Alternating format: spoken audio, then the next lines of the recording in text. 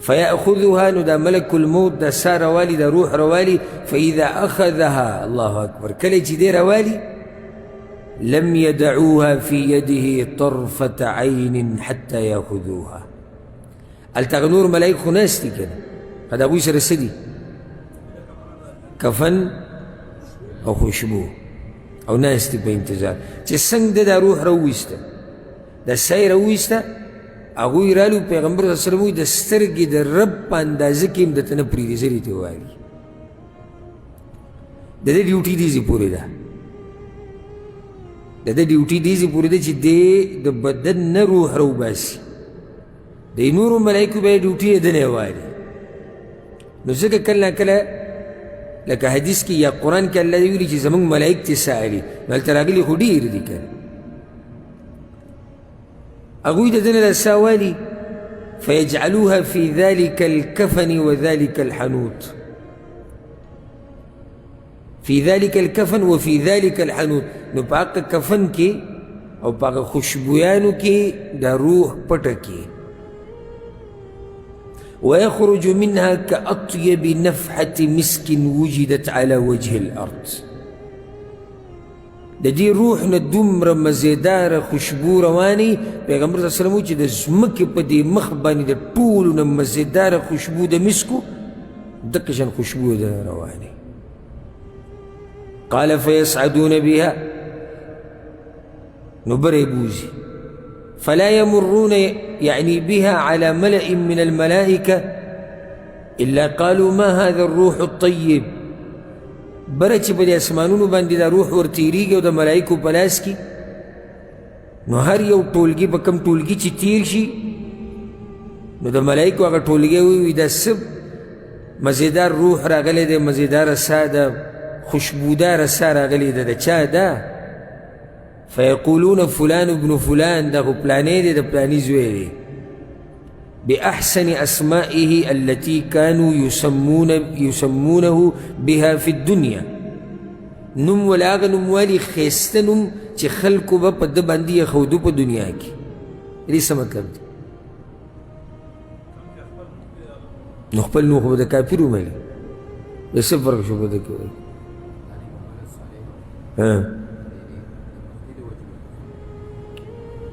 نسا خيستنمون ادسو با دنیا کی نه د یو دینداره سړي ښایسته لقبونه او نومونه څه دي تاسو نه وایي خلک وایي مونځګزاره دی رښتینی دی تقوادار دی دینداره دی د الله نه یریدونکی دی دا قسم نومونه دا ورسره م وایي دا خو هغه پلانی راغلی حتى ينتهوا بها إلى السماء الدنيا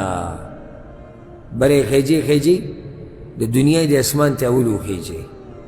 اولنی اسمان ده کړه دې ته سما او دنیا وي دنیا اسمان نه په دنیا له پاسه ده کړه په زمکه له پاسه ده فيستفتحون له اجازه غواړي چې ورته کولاو کوي فيفتح لهم نور ورته کولاو شي فيشيعه من كل سماء مقربوها إلى السماء التي تليها دومره عزت پیغمبر صلی اللہ علیہ وسلم چې د اولني اسمان ته ورسي دنیا د اسمان ته د دې نه چې بیا د بل اسمان ته ځي نو د دې اسمان هغه ملایکو سره هم د میلمستیا په طور روان شي نو هغه بل اسمانه پورې رخصت کړي بیا د هغې نه چې د دویم اسمان نه چې دریم ته ځي نو د هغه دویم اسمان ملایکو سره روان شي د هغه دریمه پورې بوځي رخصت یې کړي دومره قدرمند دی دا روح حتى ينتهى به إلى السماء السابعة وم أسمان تورسي فيقول الله عز وجل أن لا داوي اكتبوا كتاب عبدي في عليين زمان بند كتاب ونم ولكي بعليين كي دابر يوزيد دا وم أسمان دا پاسا چې دلته د مؤمنانو د ارواح را جمع کیږي د یو مارغه په قالب کې په شکل کې او د جنت سیل پکې کوي الله وی الته دا د ده نوم ولیکئ او د ده کتاب هملته کئ واعیدوه الى الارض او دې ځمکې ته واپس کئ فی الحال فإني منها خلقتهم هم د دې خاورې نه مې پیدا کړي دي وفيها أعيدهم او دې ته به واپس کیږي ومنها أخرجهم تارة أخرى او بیا به د دې نه راواپس کوم په دویم پر راپاسوم نو دا د انسان قصه ده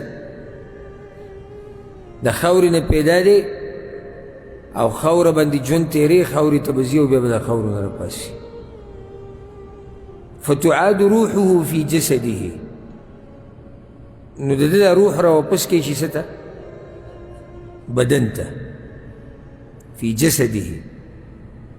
د ده بدن ته قبر ته راواپس کړی شي د سوال جواب دپاره د هغې نه بعد بیا علیین ته ځي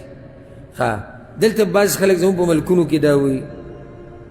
چې نه دا څنګه او دا خو جو بیا دی ژوندی شو او دا خو شرک ته لار کولاویږي او پلاني ته لار کولاویږي دلته دا خبره یاده کړي لا تقدموا بین یدی الله ورسوله د الله او د الله د رسول نه مخکې کېږي نه د یو استاذ د نظریې دپاره یا د یو جماعت او د تنظیم د نظریې دپاره نو دغه ظالمان راولګي دا حدیثونه